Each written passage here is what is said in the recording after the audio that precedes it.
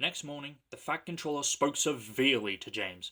"If you can't behave, I shall take away your red coat and have you painted blue." James did not like that at all.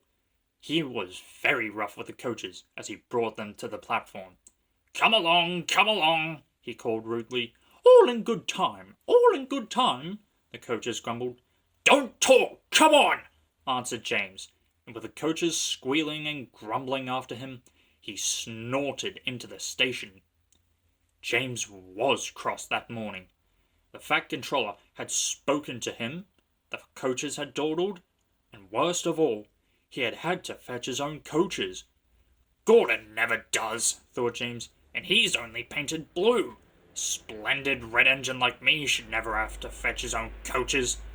And he puffed and snorted round to the front of the train, and backed onto it with a rude bump. "Oh!" groaned the coaches. "That was too bad." To make James even more cross, he then had to take the coaches to a different platform, when no one came near him as he stood there.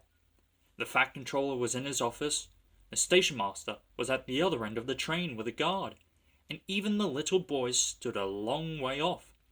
James felt lonely. "I'll show them," he said to himself. "They think Gordon is the only one who can pull coaches." And as soon as the guard's whistle blew, he started off with a tremendous jerk. Come on, he puffed, and the coaches, squeaking and groaning in protest, clattered over the points onto the open line. Hurry, puffed James. "You're going too fast, said the coaches.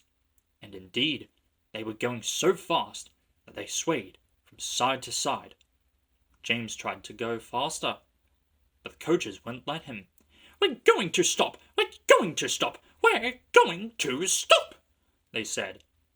And James found himself going slower and slower. "What's the matter?" James asked his driver. "The brakes are hard on. Leak in the pipe most likely. You've banged the coaches enough to make a leak in anything." The guard and the driver got down and looked at all the brake pipes along the train. At last they found a hole where rough treatment had made a joint work loose. "How shall we mend it?" said the guard. James's driver thought for a moment. "I'll do it with newspaper and a leather bootlace." "Well, where's the bootlace coming from?" asked the guard. "We haven't one." "Ask the passengers," said the driver. So the guard made everyone get out. "Has anybody got a leather bootlace?" he asked. They all said no, except for one man in a bowler hat, whose name was Jeremiah Jobling, who tried to hide his feet.